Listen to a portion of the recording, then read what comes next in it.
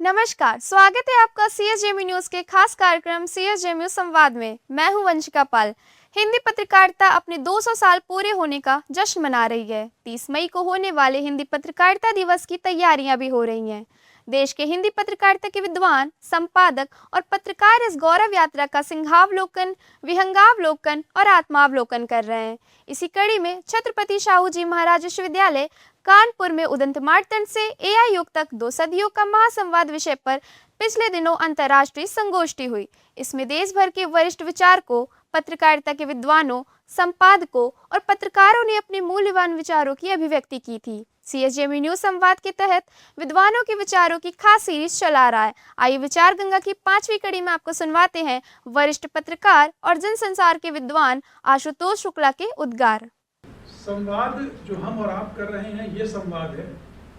संवाद जो याज्ञवल्क्य और मैत्रेयी में हुआ था। संवाद जो नचिकेता ने, जो संवाद का एक आता है, उसमें जिज्ञासा होती है।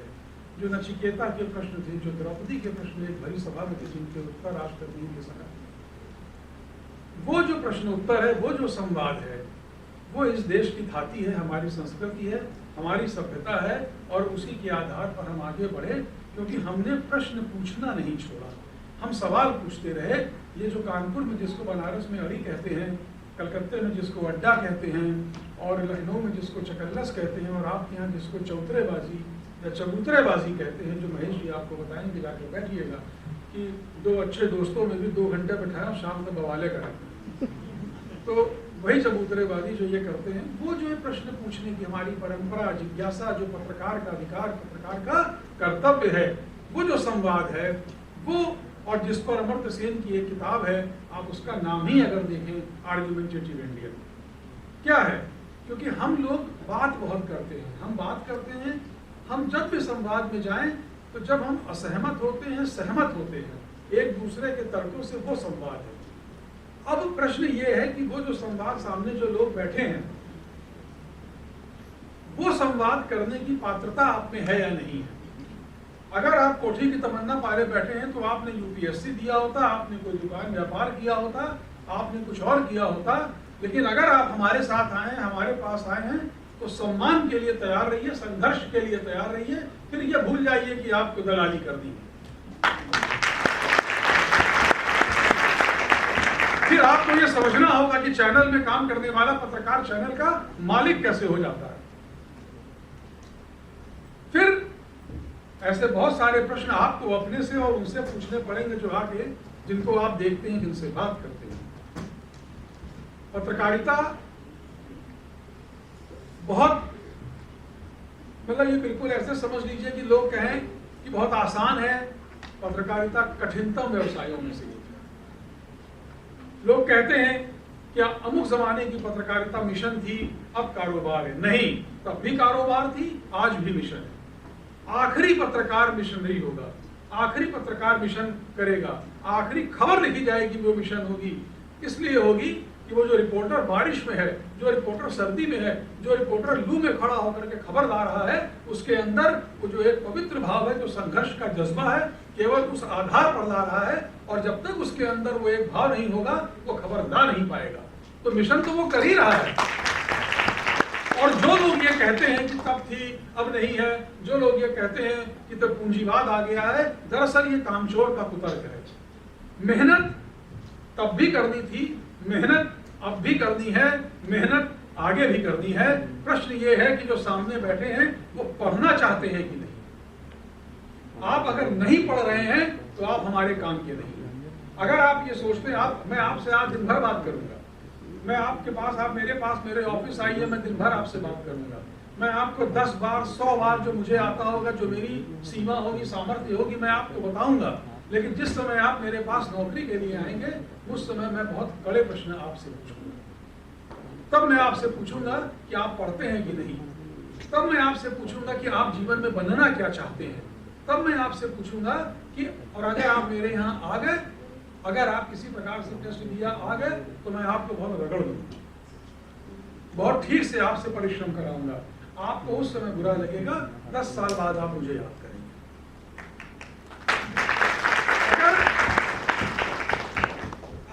संघर्ष के लिए, ये जो बच्चे बैठे हैं, मैं इसलिए ये बात कह रहा हूं, संवाद केवल सीखने की एक जो प्रक्रिया होती है, संवाद का वो फलित होता है। हम संवाद इसलिए करें कि नहीं चलो बात हो गई, काम खत्म हो गया, नहीं ठीक है हम चले गए, नहीं। संवाद वो है जिसमें हम सीखें, संवाद वो है कि जिसमें हम समझें कि हम कहना क्या चाह रहे हैं। किसी भी जमाने की आप पत्रकारिता देखिए, हर एक में वही चुनौतियां थी जो आज है।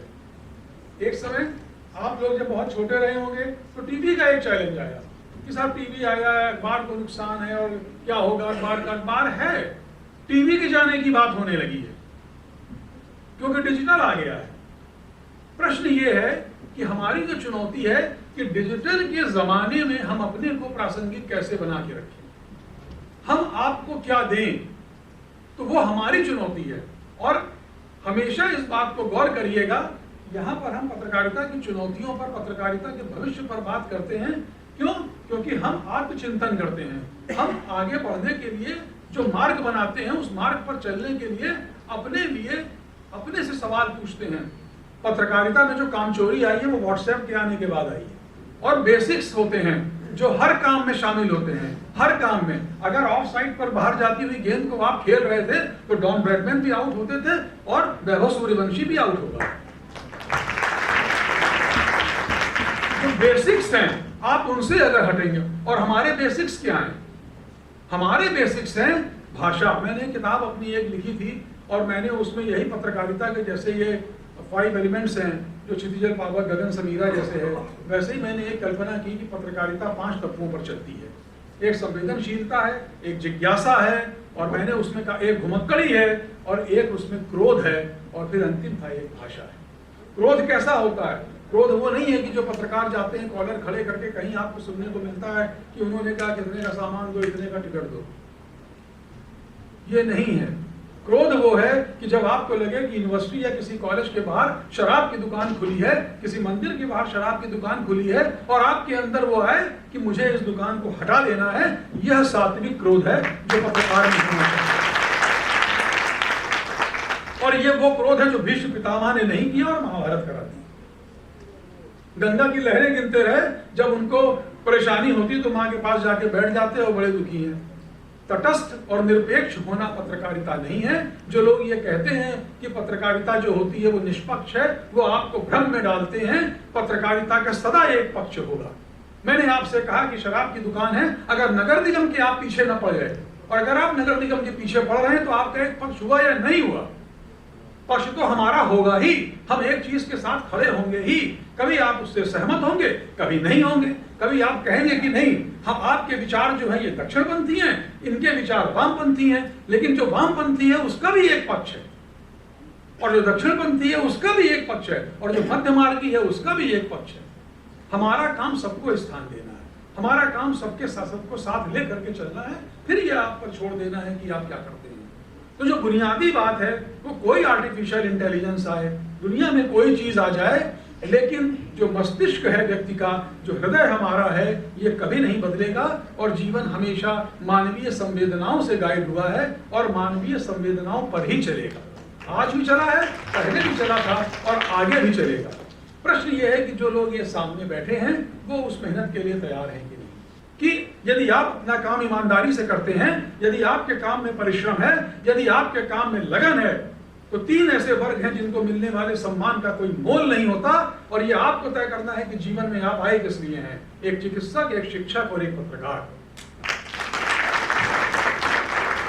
हम ये जो सामने इधर की ओर लोग बैठे हुए हैं, जो शिक्षक हमारे बैठे हुए हैं, हम आपके बनाए हुए हैं। पत्रकारों को शिक्षक बनाता है, पत्रकार शिक्षक नहीं बनाता है। हम टापू से आए हुए लोग नहीं हैं, हम आपके बीच से उठ करके आए हैं। सर ने जैसे कहा कि कानपुर की पत्रकारिता, और उन्होंने कहा कि या तो कोई आता है या यहीं पैदा होता है या शादी करता है, तो मैंने कहा सर नौकरी भी की और शादी भी मेरी कानपुर। वो पत्रकार जो अपने कमरे से बाहर निकलेगा, वो पत्रकार जो बाहर निकल के लोगों के पास जाएगा। एक मेरे पास एक पत्रकार था, उसका नाम क्या, वो मुझसे बोला लखनऊ में कि मुझे सांस्कृतिक रिपोर्टिंग करनी है। मैंने कहा तुम करना चाहते हो? बोला हाँ। मैंने देखा उसकी कॉपी अच्छी थी, भाषा अच्छी थी। हम उसकी कॉपी देखते थे, उसको बनाते थे। वो मैंने उससे कहा, हमने लखनऊ के कुछ जो अच्छे संगीत के और नृत्य के और उसके लोग थे, उसमें रवि नागर थे, मालिनी जी थी, ये सारे लोग थे। मैंने कहा इनके पास जाओ, बैठो और पत्रकार की ऐड में मत बैठना, सीखने के लिए बैठना। वो बच्चा गया, बैठा और संगीत जो गुरु शिष्य परंपरा है, ये संगीत में ही बची हुई है और स्पोर्ट्स में बची हुई है। तो उनके पास गया और जब बैठता था तो नीचे बैठता था, उनसे बात करता था, पूछता था, दिन भर सीखता था। आज की तारीख में जितना लोग 10 साल में बढ़ते हैं, वो लड़का केवल अपने उस सीखने की प्रवृत्ति से वहाँ 4 साल में पहुँच गया। आज किसी जगह स्पेशल करस्पॉन्डेंट है, बढ़िया पैसे के।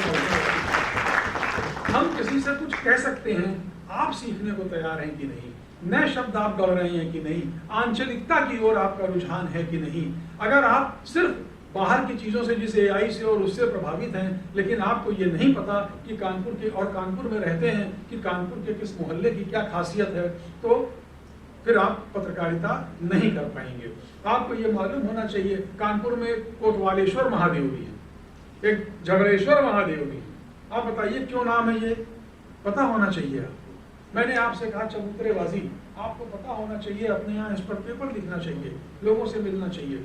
जो बच्चे यहाँ बैठे हैं, जो बाहर ये प्रदर्शनी लगी हुई, जो एक वो लगाया है उन्होंने स्टॉल अपनी, एक एक चीज उसमें से एक एक पेपर का विषय है। एक एक पेपर मतलब जो आप लोग सबमिट करें अपने हेड को, अपने टीचर्स को, वो उसका विषय है। जितना बढ़िया सामग्री आगे रखी है। तो 21वीं सदी हो, हमारे जाने के बाद जो लोग आगे जाएंगे और 22वीं सदी की चुनौतियां आने लगेंगी, या हमसे पहले जो 20वीं सदी की चुनौती थी, पत्रकारिता या समाज। पत्रकारिता क्या है, जो अखबार क्या है, जो सवेरे कोई एक महिला या पुरुष उठता है तो अपने घर में सबसे पहले वो अपने घर के बुजुर्ग से पूछता है कि रात को अम्मा नींद आई कि नहीं, यानी उसकी चिंता अपनी माँ का स्वास्थ्य है। स्वास्थ्य आपकी पहली चीज है।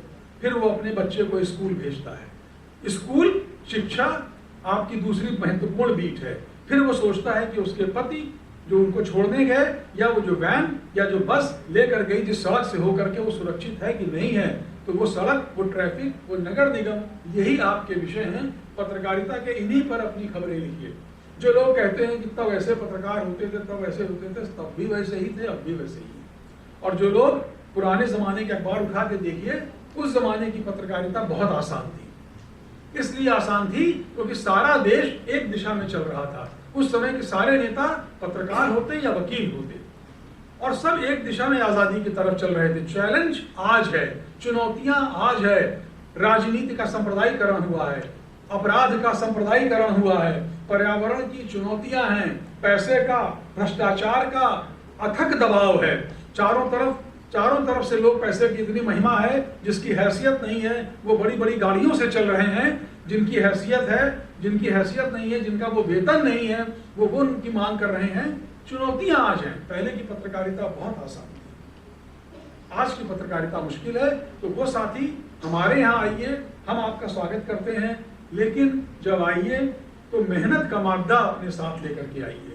और इसके लिए आइए कि दुनिया में पैदा सब होते हैं, लेकिन जिस समय जाएगा हम सब की हैसियत एक लोटा है भैया, एक लाल कपड़े में बंधा हुआ, यही हम भैरव भाग जाएंगे सब। और उसके पीछे अपनी लेगेसी कौन छोड़ करके जाता है, अपने पीछे जब लोग उसके घर के अलावा लोग याद करें कि नहीं एक आदमी आया था, वो आपकी चुनौती है। वहां तक आपको पहुंचना है, और हमारा जो पेशा है, हमारा जो काम है, वो आपको इसके अपार अवसर देगा। बस आपके अंदर उन अवसरों को पाने की पात्रता है या नहीं है, ये चुनौती मैं आपको दे रहा हूं। CSJMU संवाद में फिलहाल इतना ही। संवाद की अगली कड़ी का कीजिए इंतजार। तब तक के लिए मुझे दीजिए इजाजत। नमस्कार।